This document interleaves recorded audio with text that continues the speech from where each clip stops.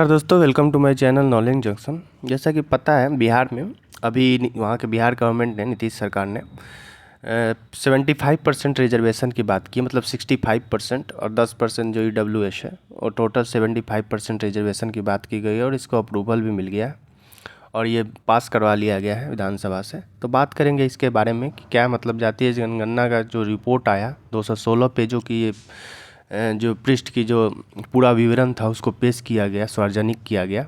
हालांकि अगर जातीय जनगणना की बात करें तो बहुत विवादास्पद रहा है हमेशा से। जब स्टार्टिंग में ही इसको हाई कोर्ट से रोक लगाया गया, फिर सुप्रीम कोर्ट से, फिर बहुत सारे विवादों के बाद इस जनगणना को करवाया गया और इसका जो स्टार्टिंग का कुछ रिजल्ट है उसको घोषित कर दिया गया था। लेकिन अभी जो पूरा विवरण है उसको सार्वजनिक किया गया है। शीतकालीन जो सत्र चल रहा था उसमें विवरण में वो उसको सार्वजनिक किया गया। तो इसमें सोशियो इकोनॉमिक रिपोर्ट बहुत चौंकाने वाली है। इसको देखेंगे कि इसमें आय को लेके क्या क्या बात कही गई है। अगर बात करें तो बिहार में 1/3 से अधिक परिवार गरीबी में, करीब 34.3% लोग गरीबी में है। मतलब 34% मतलब पूरे आबादी की। अगर मासिक आय की बात करें तो 6,000 से कम वाले लोग हैं ऐसे जिनकी मासिक जो आय है वो 6,000 से कम है। कुल परिवार जो है 2.97 करोड़ गरीबी है।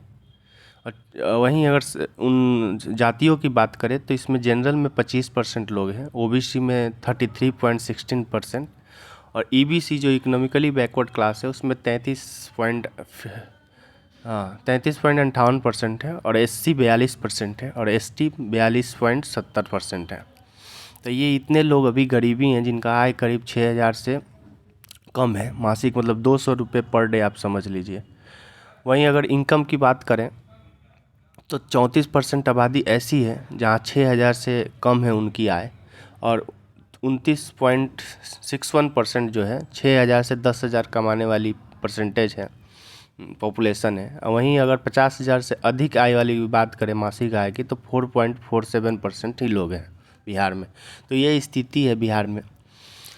और अगर माइग्रेशन की बात करें कि वहाँ कितने लोग काम करते हैं, 50 लाख से ज़्यादा लोग राज्य में बाहर, मतलब बिहार राज्य से बाहर जाके काम करते हैं।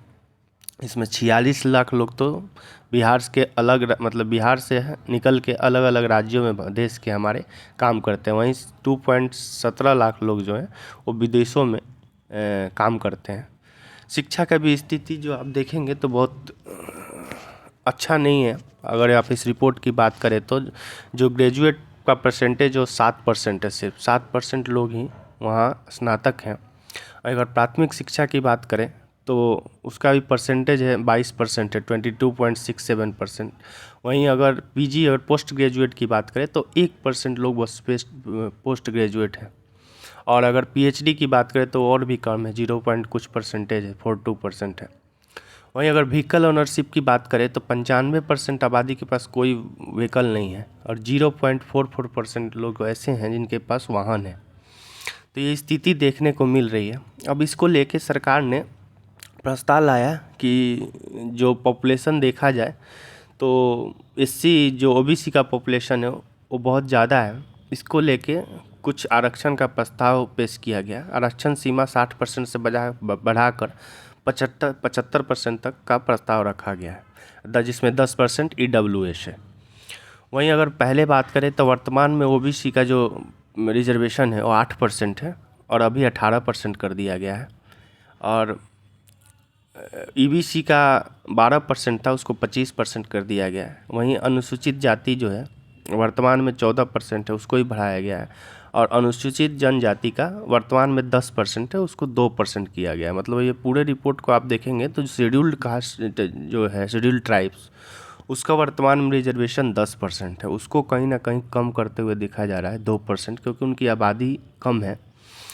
वहीं अगर आगे बात करें तो जो भी परिवार गरीब हैं उनको कुछ सरकार ने योजना भी बनाई है जिसके चलते उनको लाभ दिया जा सके। जो 94 लाख गरीब परिवार है जिसकी मासिक आय जो है 6,000 से कम है, उनको 5 वर्ष तक 2 लाख रुपये सरकार देगी। वहीं जो भूमिहीन परिवार है, करीब 67 लाख भूमिहीन परिवार है, उनको भी 1 लाख रुपये घर बनाने हेतु एक मस्त किस्त में दिए जाएंगे। और खर्च प्रति वर्ष जो सरकार पे पड़ेगा, जो सरकार पे अतिरिक्त दबाव आएगा, वो करीब 50,000 करोड़ का दबाव आएगा। अब बात है कि इसको लेके चुनौती क्या है कि रिजर्वेशन तो दे दी गई, लेकिन इसको चुनौती क्या है। अगर आप मंडल आयोग की बात करेंगे 1980 में, तो 27% आरक्षण की सिफारिश की गई। जैसे ही सिफारिश हुई उसके बाद क्या हुआ सबको पता है। 1990 में सिफारिशों को लागू करने के लिए घोषणा की गई, सुप्रीम कोर्ट में फिर चुनौती भी दिया गया। एक फेमस केस हुआ 1992 में, इंदिरा साहनी बनाम भारत सरकार, जिसमें 27% आरक्षण को दिया गया और 50% का कैप बनाया गया। अब ओबीसी और ईबीसी की संख्या अधिक है, इसको लेके मांग बढ़ाई जा रही है कि 50% सीमा को हटाया जाए। अब इसको लेके हो सकता है, हालांकि सुप्रीम कोर्ट ने इस निर्देश में कहा था कि अगर विशेष परिस्थिति में अगर कोई समाज ऐसा लग रहा है कि या कोई कम्युनिटी ऐसा है जिसको आरक्षण देने की ज़रूरत है, तो इसको बढ़ाया भी जा सकता है। लेकिन इसको लेके फिर ये बात सुप्रीम कोर्ट में जाएगा और हो सकता है इसको लेके पूरे प्रदर्शन हो जनरल द्वारा, क्योंकि मंडल आयोग के टाइम आपको पता है कि जो जनरल कैटेगरी के लोग थे उन्होंने पूरा हर जगह इसके विरोध हुआ, तो इसको लेके कुछ व्यापक विरोध भी हो सकते हैं। तो ये अब देखना होगा कि सरकार इसको लेके क्या करेगी। हालांकि ये बिल तो पास कर लिया गया है विधानसभा से, तो सहमति से पास किया गया। बीजेपी ने भी इसका सपोर्ट किया है, जो अपोजिशन पार्टी है वहाँ का, और ये पूरे सहमति से इसको पास कर लिया गया है। तो अभी जो रिजर्वेशन होगा 65% प्लस 10% EWS, मतलब टोटल 75% रिजर्वेशन कर लिया गया है। अब इसको देखने के बाद क्या स्थिति बनती है इसके बारे में सोचना पड़ेगा। आगे जो भी डिटेल्स था, अगर सोशियो इकोनॉमिक रिजल्ट की बात करें तो ये डिटेल्स था जो मैंने आपको बताया। स्थिति कुछ ज़्यादा खास लग नहीं रही है, और सरकार ने हालांकि इसके पीछे अब आने के बाद सरकार किस तरह की योजनाएं बनाएगी, पॉपुलेशन को ध्यान रखते हुए किसका परसेंटेज कितना है, उसको लेके कुछ योजना लाएगी। अभी जो तत्काल योजना था उसके बारे में मैंने बात किया, और इसके रिगार्डिंग जो भी कुछ नया अपडेट आएगा मैं आपके साथ ज़रूर शेयर करूँगा। तब तक के लिए थैंक यू, और अगर इन्फॉर्मेशन अच्छी लगी हो तो please subscribe this channel, like share and comment. Thank you.